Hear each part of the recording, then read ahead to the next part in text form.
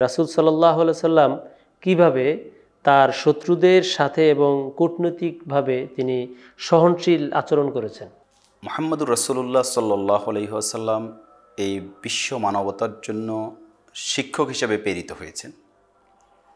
ইমাম মুসলিম রাহিমাহুল্লাহ হাদিস বর্ণনা করেছেন যে বুইস্তু মুআল্লিমান মুয়াসসারা, যে আমাকে প্রেরণ করা হয়েছে, এই পৃথিবীতে পাঠানো হয়েছে যে আমি মানুষদেরকে সহজভাবে শেখাতে সক্ষম এমন একজন শিক্ষক হিসেবে।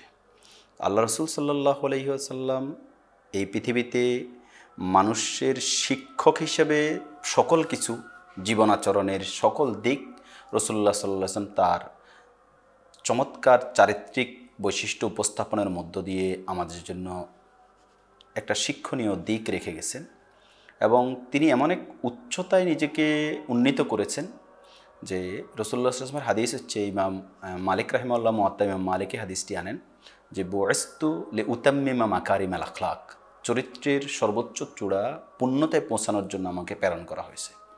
তো ফলে রাসূলুল্লাহ সাল্লাল্লাহু আলাইহি ওয়াসাল্লামের নেতৃত্ব, কর্তৃত্ব এবং কূটনৈতিক সহনশীলতা এই দিকটি অনেক উন্নত চরিত্রের বহিঃপ্রকাশ।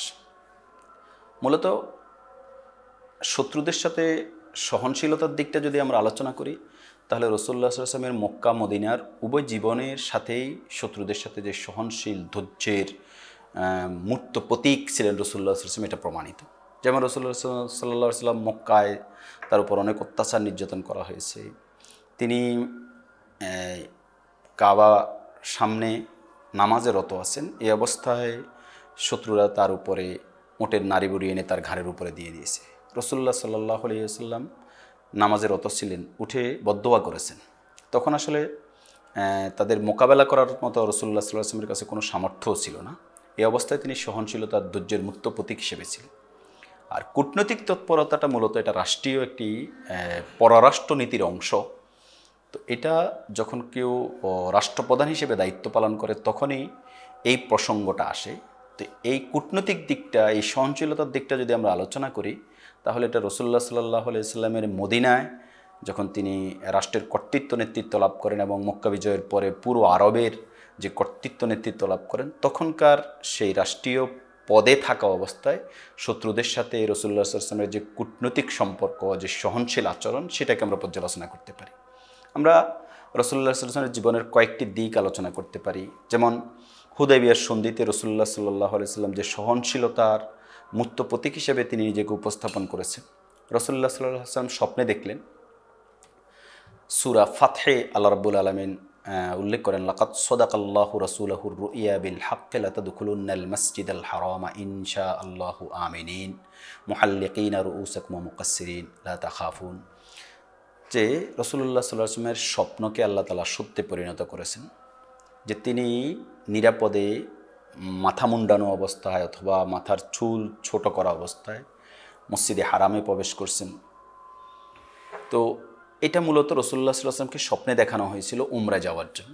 তো রাসূলুল্লাহ সাল্লাল্লাহু আলাইহি ওয়াসাল্লাম প্রায় 1400 সাহাবীকে নিয়ে ঐতিহাসিকদের বর্ণনা অনুযায়ী তিনি মক্কায় রওনা হলেন মদিনা থেকে। কিন্তু পথিমধ্যে হুদাইবিয়া নামক জায়গায় মক্কার কুরাইশরা বাধা দিল।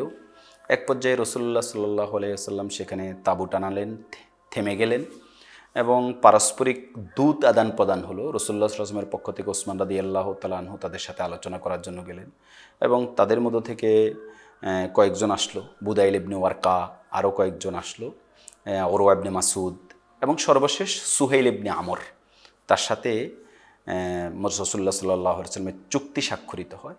তো সুহাইল ইবনে আমর যখন রাসূলুল্লাহ সাল্লাল্লাহু আলাইহি ওয়াসাল্লামের কাছে আসে, তা আল্লাহ রসুল দেখেই বলছিলেন, ইমাম বুখারী হাদিস বর্ণনা করেন সহিহ বুখারীতে, কাদ সাহালাল্লাহু আমরাকুম, আল্লাহ তাআলা তোমাদের কাজটাকে সহজ করে দিবেন। রসুল দেখেই কথা বলছেন।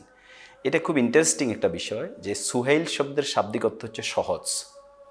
তো সুহাইল ইবনে আমরকে দেখে রাসূলুল্লাহ সাল্লাল্লাহু আলাইহি ওয়াসাল্লাম তার নামের প্রতি এক দৃষ্টি আকর্ষণ করে বলছেন যে এবার তোমাদের কাজটা সহজ হয়ে গেল। এবং মুহাদ্দিসগণ এখান থেকে একটা খুব সুন্দর ইন্টারেস্টিং বিষয় নিয়েছেন, সেটা হচ্ছে কোনো ব্যক্তির যে নাম রাখা হয় সেই নামের প্রভাব ওই ব্যক্তির জীবনাচরণে পড়ে।